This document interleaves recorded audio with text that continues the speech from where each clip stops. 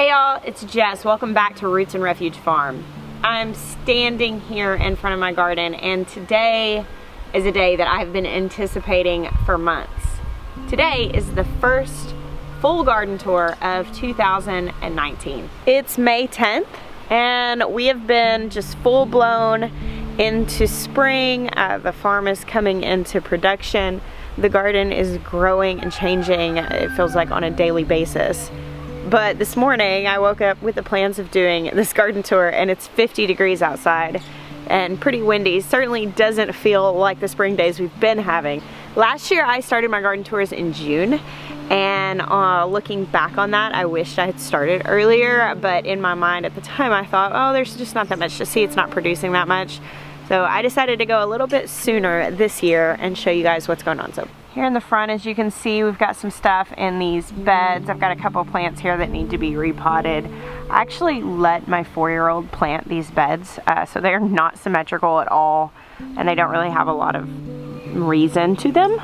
And for the most part, I'm going to leave them like this, but I may come in and move just a couple of things around because I have some clematis that I want to put in here. So I might have to make some room for that. My favorite plant here, I've got this variegated lavender I'm really excited about. These on the end are some like giant amaryllis bulbs, so those will be really pretty when they come up. And down here are some plants that I brought back from viewers that came and met us at the Baker Creek Heirloom Seed Festival. That is a variegated pink lemon tree. And these are actually strawberries, and as you can see, there's a variegated strawberry here. I'm actually on the hunt for some really great pots, and so there are some random plants just kind of sitting around the garden waiting for a place for me to put them. Like that lemon tree, that'll be in a pot. All right, let's go take a look at this garden.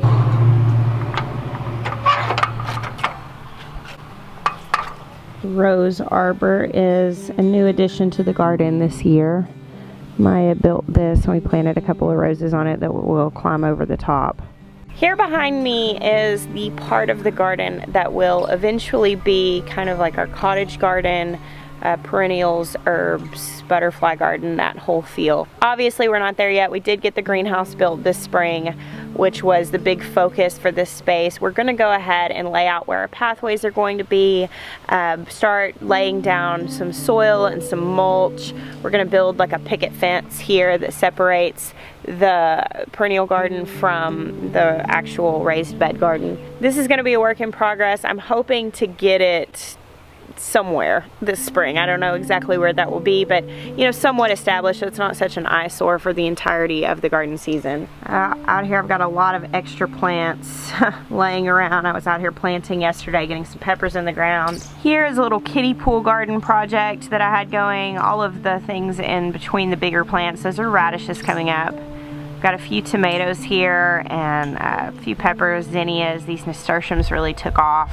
And here on this Joculus mini dwarf tomato plant, you can see this is the first tomato of the year growing in the garden. Isn't that exciting? Here in this little bed that Maya put in next to the greenhouse, this is hyssop, some sage, that's pineapple sage right here.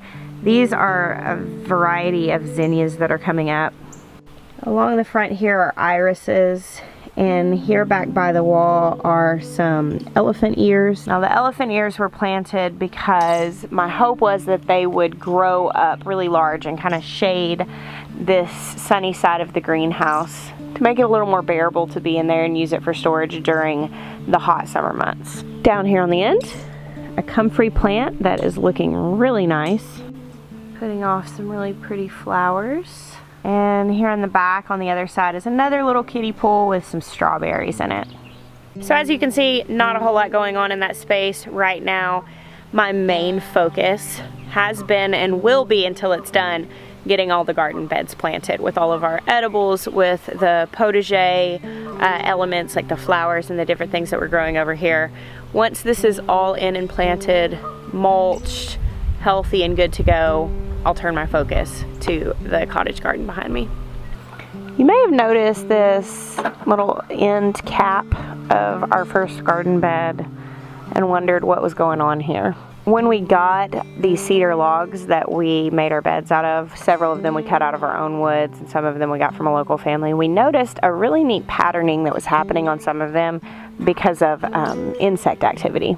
It's not quite as distinct as it was whenever we first peeled the bark back, but you can see here this just really fascinating boring that had happened in the wood here. So when Maya was building the garden beds and we saw that, we were like, man, that is really cool. I almost just hate to cut it off and put it underground where it can't be seen. So he actually, because of that really interesting pattern that had been etched in that wood by insects when the tree was still alive, he actually built this little end cap. Now originally it was going to be to hang garden tools on. Now we have the greenhouse, which is a better place to keep the garden tools. So I'm actually planning on putting some sort of like sign right here in the front. I'm working on it right now. I'm not entirely sure what I want it to say, something about the garden. But that will be kind of the first thing that you see when you first walk into the garden. And that is my unofficial coffee cup ledge. Now we're gonna start looking here in this first 48-foot garden bed. But considering that this is week 1, I figured that we would go ahead and start something that you guys have been suggesting for a while. It's a little confusing sometimes when I go through and I talk about bed 1, bed 2, bed 3. It makes sense to me, but several people have suggested that we name our garden beds. Theme names or vintage names or fun names or foreign names. But I thought it would be really fun if we let you guys name our garden beds. So if you have a name that you want to suggest for one of our garden beds, there are 6 really long beds, there are 2 medium-sized beds, 4 medium-sized beds, and 8 4x4 foot beds in the back. We have a lot of beds to name. And what we're going to do, if you want to go ahead and suggest your name, why you're suggesting it, if you want to name it in honor of somebody, or if you think it's just a really cool name, if you think it's something that I would like, whatever the meaning is, go ahead and share it. And we are going to pick the names for our garden beds, and we're going to make little signs and attach them to the sides. So whenever we do these garden tours, I'll be able to say, this is in the such and such bed. So back to our tour. I tried to be really intentional with this first space right inside the garden, but some of the things I was trying to do here really petered out. Here I have a couple of green flesh radishes, the Shawo fruit radishes from Baker Creek. That is a cactus zinnia, which my hope was is that it would fill out and be a nice burst of color here. This is actually a walking stick kale, which is taking his dear sweet time in growing. And here is a really beautiful stained glass fernleaf coleus that I found really interesting, and my thought was it would just be a really dynamic visual piece right here in the front. Now here I had planted salad greens. They got washed away. You can see there's a few things coming up here. So I re-sowed some dahlias right here. I just wanted something really eye-catching for this space when you first came in. And on that first trellis right inside the door are my beloved Kajari Melons, which will hang down with thick lush foliage and be really pretty right when you come in the gate. This section is a nice big block of Tanya's pink potted beans. I received like a few Tanya's pink potted bean seeds last year from a seed swap with a friend on Instagram. I think I had like 5 or 6 seeds, and I really liked the plant. The beans were really nice. They're hot pink, nice and blush in some areas, but like in some areas really hot pink. They cook up green, they taste good, so it's essentially just a green bean that grows pink. And a viewer actually sent me an entire package of Tanya's pink potted beans this year. Got them in. This is one of the things I'm really excited to have in the garden this year. Down here in the midst of the beans is some of the salad greens that washed down from where I planted them all the way down there. So I'll harvest those here before too long, before they get into competition with my pink beans. Here, as we keep going down this bed, you can see just a variety of peppers. There are some variegated Alaska red shades, nasturtium up against the fence here. Eggplants. There are lots of different varieties here. We'll cover the different varieties of these once they start producing, and there's kind of more to look at. But I've filled in this whole space with peppers and eggplants. The reason why I chose to plant primarily peppers and eggplants on the other side of this trellis, along with my bean plants, was that this trellis is planted with sweet peas, and they kind of peter out as the heat comes on. So they won't last past maybe mid-June or so here in Arkansas, where we have hot summers. So I wanted to be intentional beside this trellis and plant something that was going to be really lush and full when that trellis is looking naked. As soon as we pull those peas out, I'll replant like a pole bean, but it'll take a few weeks for them to climb back up and fill the space in. So I want to make sure that this wasn't going to look really naked right in the peak of the garden. Here at the end of this bed, you can see it's kind of an open spot. This is old Alabama okra planted that actually my friend Daniel planted once while visiting from Alabama. So I had friends who visited plant some things in my garden as they came through this spring. And again, in planting this okra, I was considering kind of the visual aspect of evening out that tall trellis with something here on the end, and also considering what it's going to look like whenever I've got the picket fence going along here and filling out the cottage garden. I just wanted something with a little bit of a visual anchor with the height of the okra, and okra fills out really nicely, grows really well here. On our second bed here, I've got some radishes growing. Those are about ready to be harvested whenever we're ready to eat them. On this back arch trellis between these first two beds, I've planted chrysanthemum melon. Actually, my friend Amanda planted chrysanthemum melon when she was here, and they came up and bugs ate them down to nothing. And so then Daniel replanted chrysanthemum melon, and they came up and bugs ate them down to nothing. And now I'm going to replant some chrysanthemum melons for hopefully the third and final time on these, and I'm going to use some sort of cover to cover those seedlings until they can get a little bit larger. As of right now, I've put nothing for insect control on the garden yet this year. I will use diatomaceous earth or neem oil, essential oils like oregano or tea tree when needed, but I don't even like to do those things just like right off the cuff. I like to do them kind of as a response to a problem rather than just broadcasting things from the beginning. The right side of this bed is largely empty.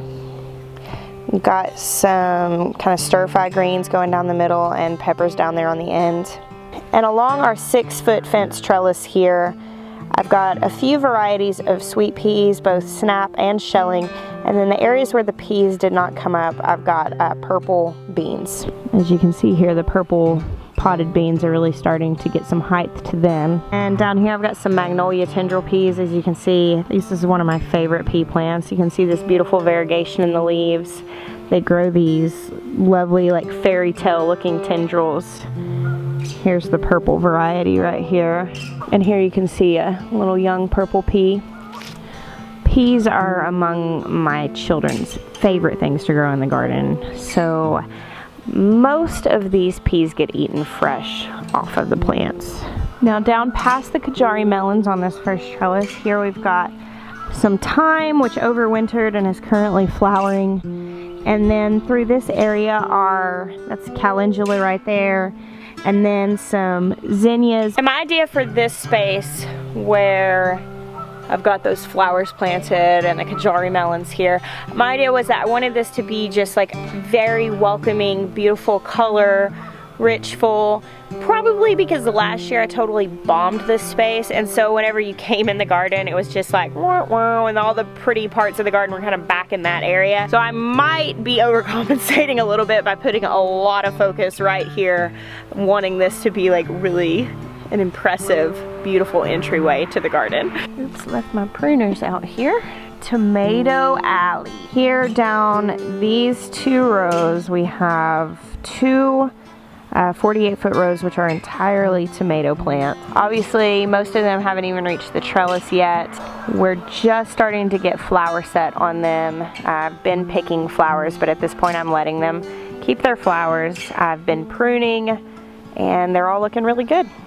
It's kind of fun to think about how much focus is going to take place in these couple of rows this summer. Lots of our garden tours will be showing different varieties of tomatoes, but right now there's not much to see. So let's turn around here and look at this bed. I did expand my tomatoes this year, so you can see that this whole bed that runs perpendicular to the other tomato beds, it's actually got an entire row on one side of tomatoes. And also right down the middle of this bed you'll see those are beets, just multicolored different types of beets. They're not ready to be picked yet, so we're just gonna let those go. By the time these tomatoes really start growing up and would be in competition with those beets at all, the beets will be ready to pick, and then the tomatoes will have that whole side of the bed to themselves. Here on the end are some Rapini broccoli Rabe. I'm not 100% sure that I'll get much off of those before it gets too hot for them, but we'll see. It was just a little bit of an experiment.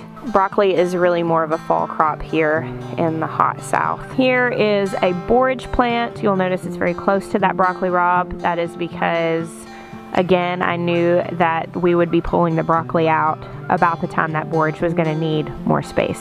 I've got some little just classic Black Beauty eggplants right here on the entrance. There's some chives there. This is 1,000 head kale, the big massive kale that Baker Creek introduced this year, and it's getting about ready for us to start really harvesting on this. Here's a little cluster of good companions. I've got a lettuce leaf basil here, a marigold, and then a bunch of variegated nasturtium. Here are a couple of bell pepper plants and some beautiful squash, which is really starting to get really large. This squash plant was my little rebel seed sowing. I actually put these seeds in the ground 2.5 or 3 weeks before our estimated last frost, because the forecast was looking like it might stay pretty warm, and it actually did end up staying warm. So I sowed these knowing that if we did get more cold weather they would die, but took a risk. Now I have a big squash plant that's way larger than the rest. This will probably be my first summer crop that I harvest from, because I see some blossoms forming. They're not opened yet, but squash is just a really quick producer, so I'm feeling pretty good about that. On the other side of this tomato row, I've actually got some holy basil right here. Last year, the holy basil grew so big and beautiful and fragrant. I just thought having a big cluster of that on the end would be really pretty. We've got some pepper plants that are coming along nicely. I actually noticed here the start of the first pepper that I've seen starting of the year. Right behind these peppers are some garlics, and then a big open space which I've not yet planted yet and not decided what I wanted to put there. That is a space that I really do want to be intentional with, because it is right here next to our future sitting pavilion, and I just want it to be something that's beautiful and fragrant, maybe something that we like to kind of pick at. I was thinking about possibly putting some of the ground cherries right here, and then maybe some really pretty flowers. Not sure yet. Any suggestions?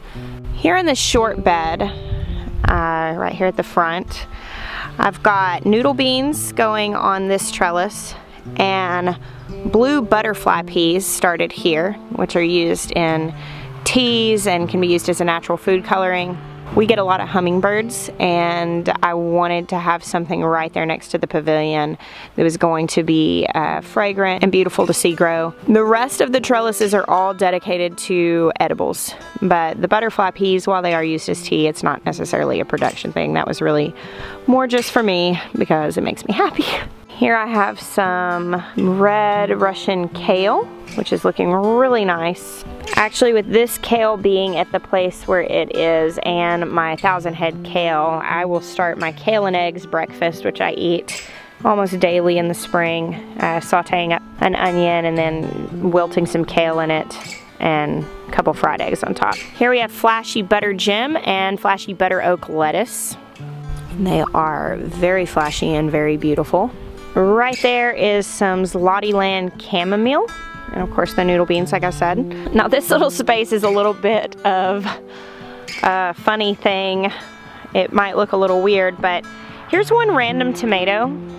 Last year I had a Paul Robeson plant right here, and the best tomato that I ever ate came off of that plant. Now I planted several other Paul Robesons this year over on the walls and the rows of tomatoes that we already looked at. But this is a volunteer. This came up from the seeds from last year.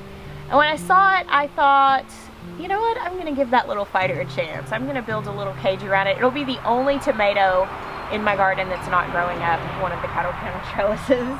But the fact that it was just from last year's garden, I don't know, it just kind of got my sentimental side, and I decided to let it stay. And here actually is another thing that just came up, and I'm not 100% sure, but that really looks like a ground cherry to me, so I decided to just leave it and wait and see what happens. Obviously it's had some run-ins with a few insects, but that I'm just kind of letting to grow to see what happens. Here on the end is the beautiful variegated basil plant that I found while I was at a local nursery the other day. Isn't that really pretty? It's very fragrant, pretty classic basil flavor. Maybe not quite as sweet as like Genevieve's, but still really good. A little herbaceous in flavor and scent, but I'm really pumped about that. I think it's gonna be really pretty. Here in the corners, as I have done in years past, I've got sunflowers growing. Oh look, one of the noodle beans is taking off, making his climb up. I'm actually really excited about following the progress of things like these noodle beans, and it's one of the reasons why I went ahead and started these garden tours a few weeks earlier than I did last year. Last year when I started, a lot of things like that were already pretty well established, and you know, I just came out here just a few days ago and that plant had not even grabbed hold of the trellis. Now it's grown up several inches. It changes so much this time of year, so I think it's going to be really interesting to watch the weekly progress growth on the early stages of these plants. Now here is a really neat plant. That's actually variegated rosemary that I was sent by a viewer. It's so beautiful. I'm really excited about it, and I'm actually going to move it out of this bed. That rosemary came in the mail in the midst of me being really busy and traveling a lot, and I didn't want to risk it getting too dry in the little pot that it came in, so I stuck it in the bed here. But I actually want to give it more of a designated highlighted spot because I think it's really pretty and really special. So I'm going to put it in a nice big pot up on the edge of this sitting pavilion. So here I've got a couple of Verde Tomatillo plants.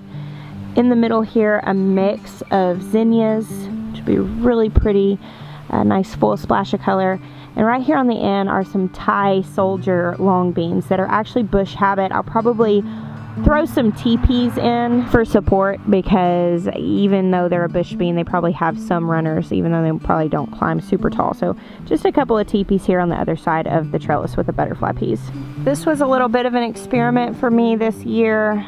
I have planted my Greenstalk almost entirely with peppers and micro dwarf tomatoes. Greenstalk sent me their product for review, I guess about 8 months ago now.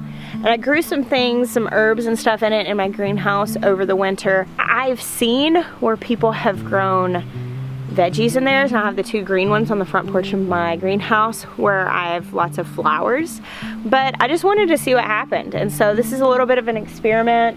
I had some extra pepper plants and some extra micro tomatoes, and I just kind of dotted them throughout, as well as a couple of like marigolds and nasturtiums. And I'm really excited for the prospect of this being like this massive lush tower of goodness right here in the middle of the garden. Now the pavilion should be done here before too long. We're just working on it as we can. It will have a roof, and it will be just like a regular sitting pavilion. We'll probably put a table and chairs right in the middle so that we can have meals in the garden and just a place to rest as we work. And I'm envisioning just having nice pots just sitting all around the edge. That's why we wanted to go ahead and do a step. I wanted to have a space that I can put pots all around the corners and the edges of this. And I'm planning on, you know, like an eclectic hodgepodge of pots and wind chimes and some kind of twinkle lights inside of it. We've got some cool like Edison bulb lights we're gonna hang in that match the ones in the greenhouse. I'm really, really excited about this. I've said it before and I will say it again. One of the best things that you can put in your garden for the growth and the health of your garden is a chair, because the presence of the gardener is the best medicine for the garden. And if you create a beautiful space that you actually want to be in, you're just gonna have so much more success because you're there, you catch things. And obviously this is a beautiful space in excess. This is much more than just a chair. In years past there's been just a little fold out chair here in the middle of the garden, and that was my place. But this was a little bit of Maya's gift to me. His brothers have been helping them, blessing me with this, because this is my sanctuary. It's my favorite place to be in the world, and now I'm gonna have this absolutely gorgeous outdoor space that I can just come down here and enjoy. My favorite place in the whole world. Woo, getting all emotional thinking about that. Let's go back to looking at the plants. Now these two beds are pretty much empty. I guess that's not entirely true. Here I've got some radishes. Those will be harvested before very long and eaten. There's a sunflower here in the corner. These are actually Keuka Melons, Mexican sour gherkins, which I'm going to move. They keep getting eaten by insects. I've only got, you can see there's one there. I think one down on the end has survived. I actually started more of those in the greenhouse because I'm gonna put them on a different trellis over on the other end of the garden. And I'm gonna put something that's gonna fill out a little faster right here by the pavilion. This side I do have some white wonder cucumbers coming up, seeds from M.I. Gardner. Some peach melba nasturtiums. This has been my first year of success with nasturtiums. In years past, I read that they don't transplant well, that they do better direct sown.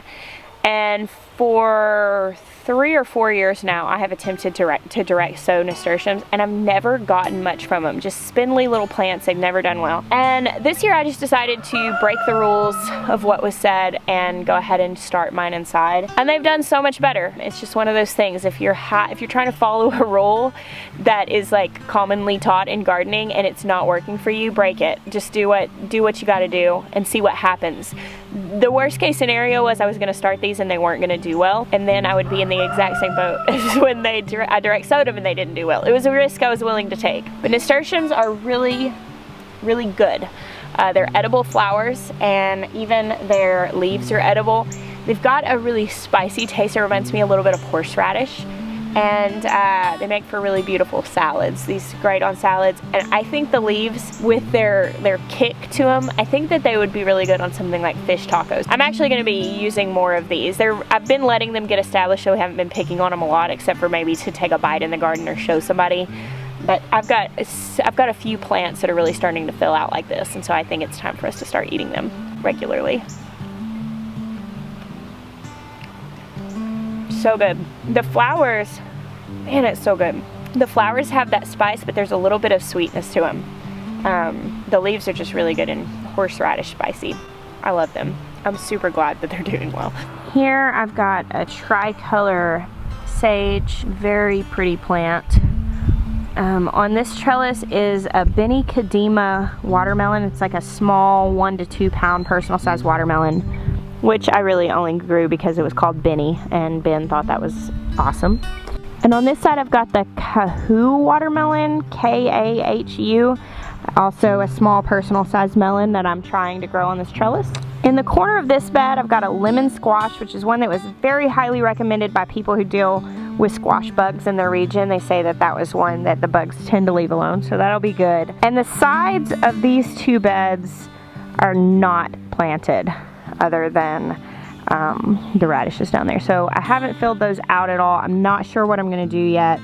Last year I did okra on this side, and on the other side I did some tomatillos and a big bushy patch of zinnias, and I loved it. I loved this space. I loved how it grew. And I'm trying to mix things up, not because I really feel like you absolutely have to rotate. I don't till, and my soil is very healthy, and so crop rotation, it's not strictly necessary. And I'm taking that from like Charles Dowding and Back to Eden Gardening, which are the two no-dig gardeners that I really admire and I adhere to and I learn from. And both of them teach that crop rotation is unnecessary if your soil structure is healthy. And both of them teach that no-dig methods lend to healthy soil structures. I'm not worried about crop rotation. I am not avoiding replanting in the same places for any other reason than I'm trying to make this a different garden. I'm trying to come in and not do the exact same thing. However, I haven't planted these spaces because I may end up coming in and doing the exact same thing because I really, really loved it. Down here on the end, these are actually banana trees that my mom gave me. They will not have time to fruit here. Those will be growing for no reason other than they'll be neat. So I'm going to put something in the bed with those. I was thinking of putting my Tabasco peppers right there in the bed with those trees. If y'all remember last year, those got huge and luscious and produced a ton of fruit. So I thought that would be kind of a neat spot down there on the end for that. Here I've got a Gilbert custard squash, which is very similar to like a patty pan, except for just a little deeper. Now in this square bed that is at the end of these two, I had asked for some suggestions. You guys gave me so many. I've not planted it yet. I'm so like wanting to make this space really good. If you'll notice, the places that I'm really wanting to be good, I've done nothing on yet, which is so like backwards. But I really want it to be good, so I haven't put anything in like the sides of these two beds and that square bed on the end, because I want it to be fantastic. But if I don't get something in soon, it's not going to be fantastic in the time that I'm wanting it to. So I will get these planted today, maybe tomorrow. I'm going to nail it down. I'm going to make a decision and stop being indecisive. Here I have just a rosemary plant and a couple of zinnias that I haven't even put in the ground, so that bed's not decided. This bed has a rugosa summer squash, which is like a white warty looking thing, and also an ant problem. Fire ants are the bane of the southern garden, and honestly I have not found a really great solution that is organic to really get rid of them. I can chase them around the garden with my natural methods, but they pop up in other places. So yeah, squash, ant problem. Here are slippery silk beans coming up, and teddy bear sunflowers in the back. Of course, we've discussed the fact that this is an experiment to see if beans and sunflowers really can grow in the same space, or if they are truly bad partners. My garlic bed down here is looking lovely, and I noticed the other day that my elephant garlic is actually starting with some scapes. Some of these are hardneck varieties, not all of them, so we should be getting some more scapes off of these pretty soon. The monstrous lemon balm and peppermint bed. It's time to start harvesting this, and I'd actually, we took a chunk out of this and I put this variegated peppermint in that I was sent. However, I'm taking that out. I bought a big wide pot for it yesterday. It's getting really overshadowed. I really want it to do well, so I'm going to put it in a big pot and give it its own space, again up by the sitting pavilion, where it can be admired for all of its variegated wonderfulness. I will tell you that standing just in this general vicinity of the garden, it like smells so good, this lemon balm and peppermint. This was an accident, just being completely frank. When I planted this was one of the first garden beds that we built, and I planted these tiny little, this tiny little lemon balm start is how it started, and it just got so massive and it took up half the bed, and my goats got in and ate the entire thing, and then it was just grown back in a few weeks, and I was like, what in the world? And I realized that I would probably never fully get it out of the bed, at which point I said, okay, well, we'll just give this bed to the lemon balm. And we went ahead and put a few sprigs of peppermint in, which I knew it was really invasive, and I just gave this bed to the lemon balm and the peppermint, and they clearly made it their kingdom. It's doing well, to say the least. One thing that we did differently this year is we actually added one cattle panel to our row of cherry tomatoes. So all of these are cherry varieties. I actually did quite a bit of pruning yesterday. As you can see, some of them are getting nice and large. They're reaching the trellis.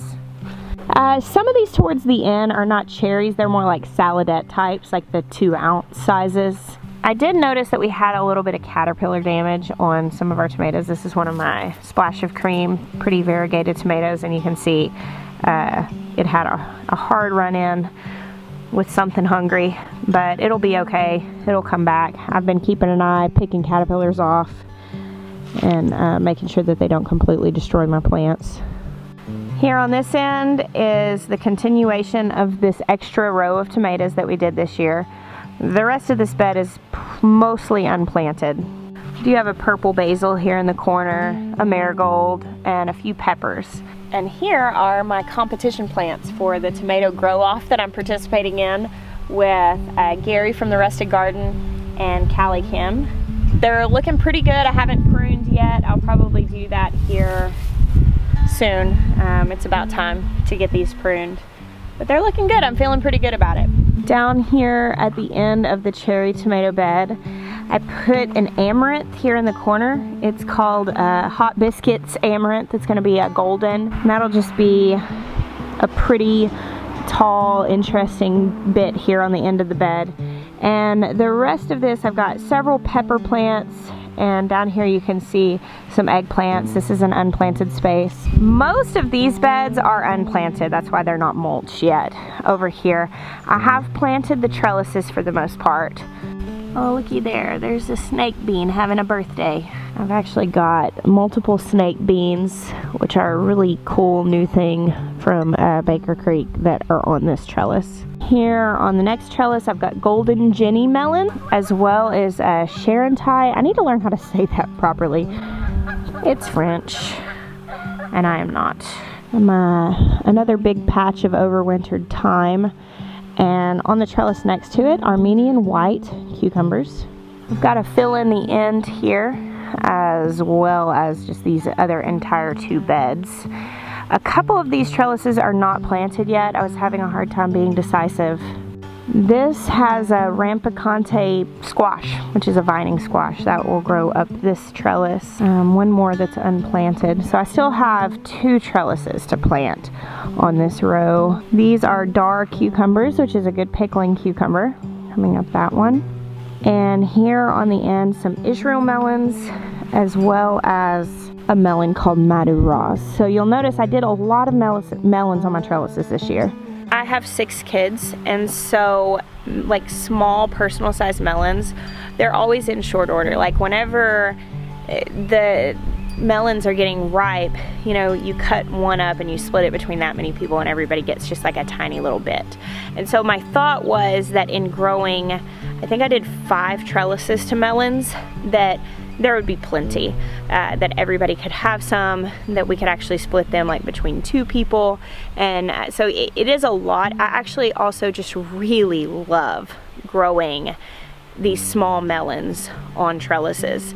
It is so nice. It's beautiful the way they hang down, their foliage gets really lush, and they stay so healthy. One of the big issues that I had with growing my melons on the ground was that they would end up splitting, because we do get so hot and dry, and then also get really heavy rains here, and that inconsistent watering would cause the melons to split before they were ripe. Whereas with the raised beds, they do tend to drain away a little bit better, and so the water, even when we would get heavy rains, the melons weren't splitting, and that made a huge difference. So I'm really excited to try some other kinds. Last year I did Collective Farm Woman, banana melons, and Kajari melons, and I enjoyed growing all of those on trellises. From this back corner I can show you that second to last bed, so there's the tomatoes, the cherry tomatoes. This is a long row of okra, bowling red and Texas Hill Country. And right back here on the corner of the last bed, we did one of our little teepees of cattle panels, and this is going to be where we grow our Keuka melons. And I direct sowed some, and they're just getting destroyed as soon as they pop up. So I've actually got more started in the greenhouse, and I will transplant them out here once they get a little better established. Well, there we have it. That's pretty much it for right now. I think I probably missed a few little small things, but for the most part, you get the general idea.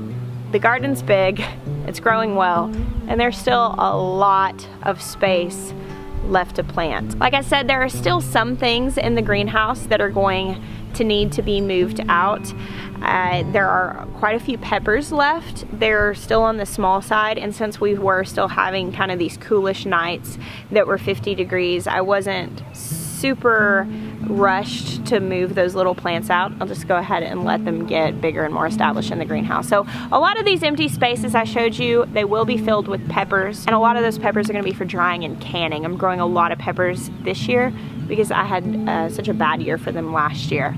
And I've just got to kind of fill my stores back up. Now, if you're wondering about like the big things like the winter squash and the watermelons and corn, all of those things are actually going to be going in the back. I've got a big space that was cleared out by our pigs, and I'm sort of doing it a little bit like neglectful. I'm calling it my neglect garden, but I'm going to go through mulch it really thickly, kind of like Ruth Stout style, and plant those big space hogs back there. I'm not planning on that space being, you know, something that I baby a whole lot. I will definitely give the majority of my attention to this garden. And for me, I just kind of think of things in like value-wise. Like for instance, I can actually buy organic non-GMO corn for like 50 cents an ear during the high season. And so I don't feel a massive motivation to work really, really hard to create that food here at my house, because I don't have a ton of space. We're farming on 4 acres. I don't get to put in just fields of crops like that. However, heirloom tomatoes are, you know, they're $5 a pound during the season for them. And so I want to take the space that I have and the energy that I have and the resources that I have, creating a crop that is more valuable to me and to my family. So I do want to grow those other things, those space hogs, and I'm going to do it in the back. It's just not going to be my #1 focus and priority. We'll be doing our potatoes in bags. I'm going to be doing like potato bag, grow bags for potatoes. I've got strawberries up in that kiddie pool. I told you that we are going to be putting in some berry bushes into the perennial garden. We're going to be growing loofah along one of these fences. I'm trying to think of what else that you guys might ask about as far as what we're growing. Oh, onions and shallots. I have not put any of those in. Again, big family. We use a ton of aromatics like onions, garlics, and shallots. Obviously I did have some garlic. That will be a drop in the bucket as far as what we use. So I am not growing, you know, our family's need of garlic, and it would take a lot of space for me to do that. Same thing with onions, even the same thing with potatoes. I'm gonna go ahead and grow those potatoes because they're so good homegrown, but we really need a lot more than I can reasonably grow in the space that I have. So for me, I just like to think about what I can fully replace. I like to grow things like squash, summer squash, that are going to be like big parts of our summer meals. That's going to be, you know, carry a lot of the bulk of our summer meals. I'm going to grow the tomatoes and the peppers because I can can those in salsa and sauces and canned tomatoes. We eat those fresh. And I actually can potentially cover the majority of my family's need for that if I grow them. And so onions, again, they're pretty cheap to purchase, and I would have to grow so many of them that hasn't been high up on my priority list. So if you wonder why they're absent, that's why. If there's anything else that you can think of that I should fill these spaces with, please leave a comment down below. Let me know what you're thinking. I am steadily going through my seed collection and deciding what else I'm going to put down here. I'm really hoping to have the garden in entirely in about a week from now, but we'll see. Thank you guys so much for hanging out with me today. It is my great joy to get to share my garden with you. I bless you. Until next time.